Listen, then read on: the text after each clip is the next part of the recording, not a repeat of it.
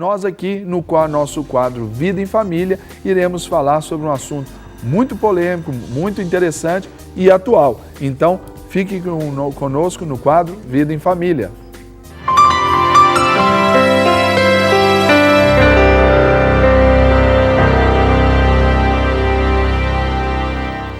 E para a gente falar desse tema tão importante, nós trouxemos aqui, claro, ela que já é parceira nossa no quadro Vida em Família, a psicopedagoga Vanessa Rezende.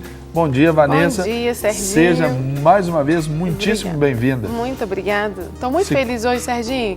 Vim fazer esse programa com vocês, trazer minha amiga Denise para brilhantar esse quadro. Recebemos aqui também a Denise Reis de Souza, que ela é bióloga e tem um testemunho muito lindo, né, a respeito desse assunto que é a dislexia. Não é isso, Vanessa? Agora nós precisamos de saber falar um pouquinho sobre isso. Vanessa, então nós temos algumas perguntas e eu gostaria já que a produção colocasse a primeira pergunta do pessoal de casa. Vanessa, o que é dislexia? Qual é a característica mais marcante de um dislexo? Serginho, dislexia é o transtorno específico da leitura e escrita.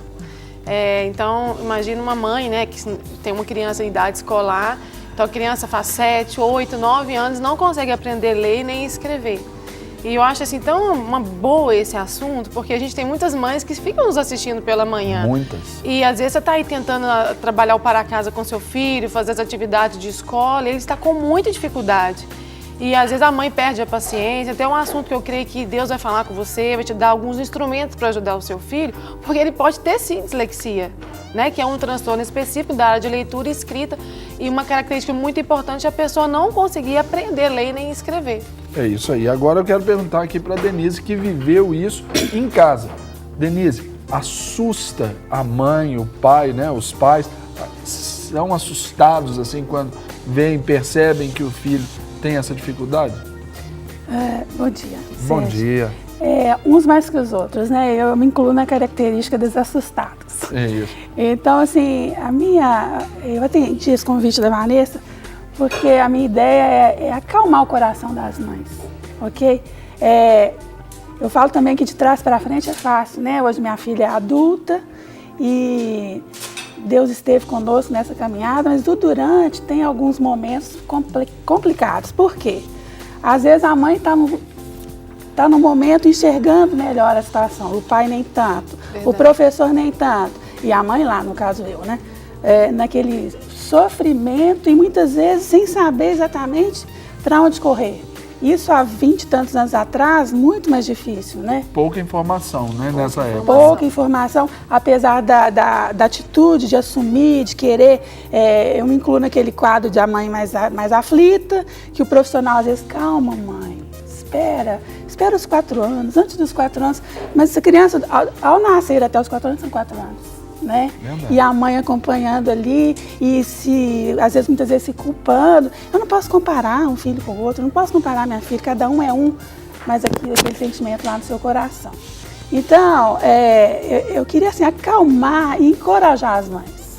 Agora você está do outro lado. Estou do outro lado, estou num momento mais tranquilo, né? Você só tem uma filha? Tenho 2 filhas. Uma mais velha, a Paula, que é casada, tem 2 filhos, e a Claudinha, que está com 29 anos hoje.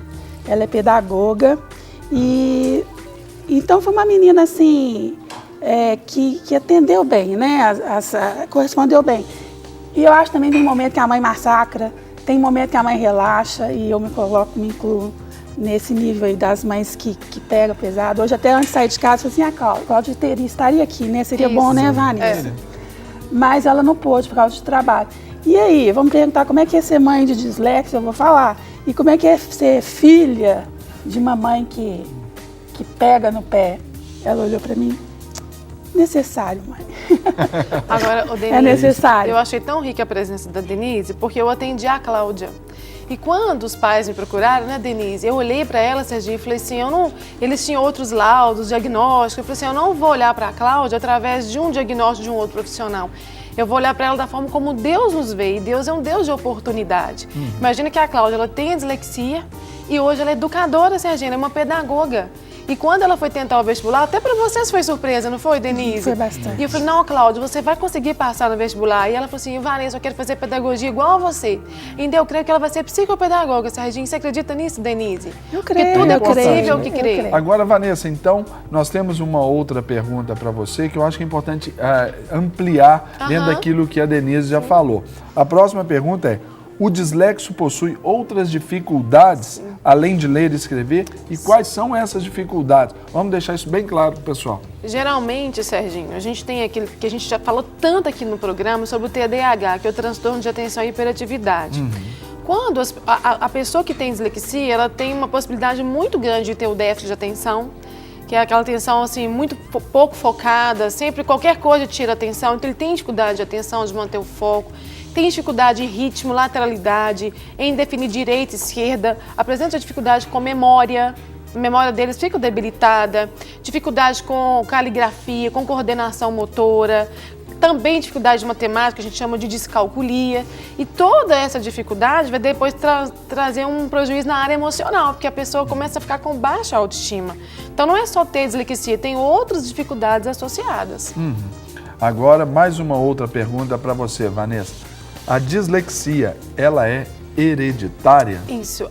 Foi comprovado que pais disléxicos podem ter filhos disléxicos, então é uma questão hereditária. E as pessoas também que têm dislexia, Serginho, elas têm uma dificuldade na parte esquerda do cérebro, que é a parte responsável pela linguagem. Então existe uma dificuldade também a nível neurológico, tá certo? E é genético. Isso. Agora vamos trazer aqui a pergunta aqui para a Denise aqui.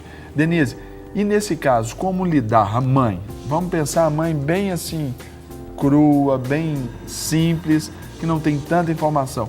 A mãe que lidar com um dislexo nessas outras dificuldades aí. Normalmente um TDAH associado, essa agitação que o menino fica, essa falta de foco. Como que a mãe lida e que recado você dá para as mães? O recado que eu dou é assim, amor e disciplina.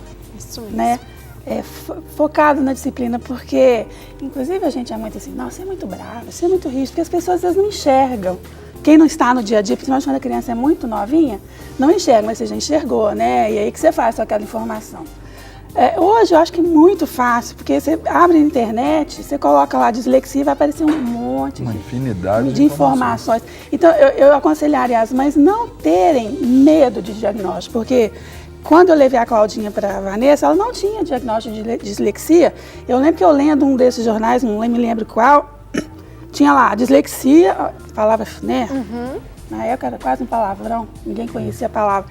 E eu comecei a fazer aquele teste e fui assim, a Cláudia aqui. Destaquei a folha, ela já era adulta, dobrei, vai lá na Vanessa e entrega para ela, né? E aí, a partir de então, ela foi tratada como uma dislexia, né? E o resultado foi muito melhor, foi muito mais rápido.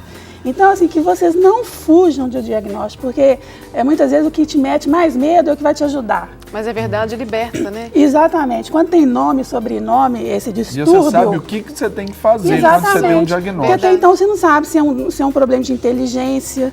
Nunca é. Nunca assim, é. Na verdade, é comprovado que quem tem dislexia tem um potencial, uma capacidade até muito além. Né? Verdade. Tanto é que uma das pessoas famosas que todos conhecemos que é dislexo é o Tom Cruise. Tom Cruise. Né? Tem vários, inteligentíssimos, né? Olha Exatamente. que interessante.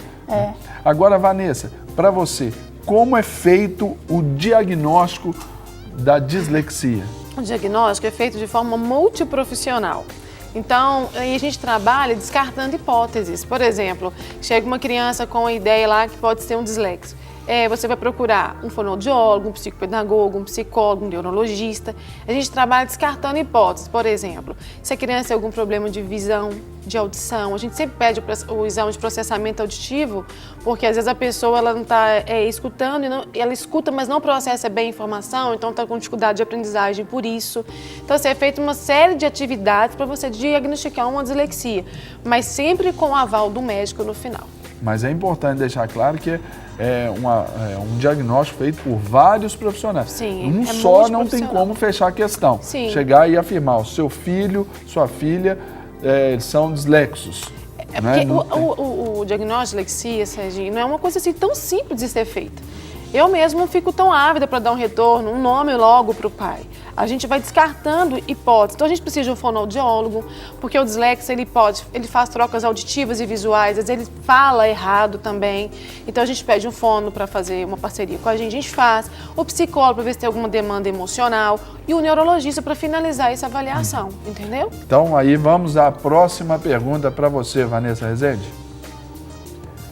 Quais são os sintomas na idade escolar da dislexia? É uma extrema dificuldade para aprender a ler e a escrever, mas quando eu falo assim, distúrbio de aprendizagem, é porque é um transtorno na aprendizagem mesmo.